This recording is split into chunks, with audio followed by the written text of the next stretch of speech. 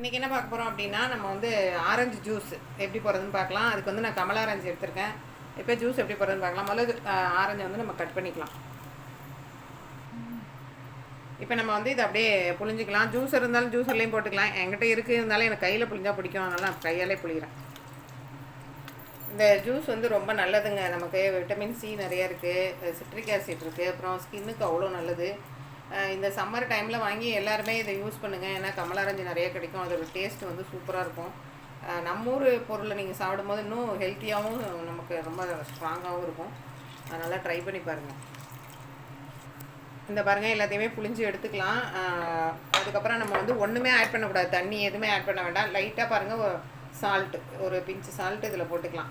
டேஸ்ட்டுக்கு தான், அது சூப்பராக இருக்கும். இது மட்டுமே போட்டுட்டிங்கன்னா போட்டுட்டு இந்த விதையெல்லாம் எடுக்கணுன்னா இப்படி ஸ்பூனை வச்சு நீங்கள் எடுத்துடலாம். அப்படி இல்லைன்னா ஊற்றும் போது இப்படி ஊற்றிக்கலாம். நம்ம இப்போ ஒரு வாட்டி நம்ம என்ன பண்ணிக்கலாம், இதை நல்லா மிக்ஸ் பண்ணிக்கலாம்.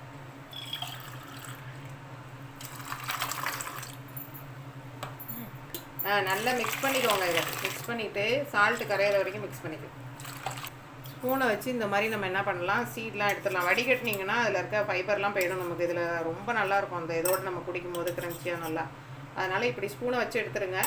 எடுத்துகிட்டு என்ன பண்ணலாம், நம்ம கப்பில் ஊற்றிக்கலாம். கப்பில் ஊற்றும் போது கூட இந்த மாதிரி இப்படி ஊற்றுனீங்கன்னா சீட்லாம் போகவே போகாது, கொஞ்சம் கம்மியாகும்.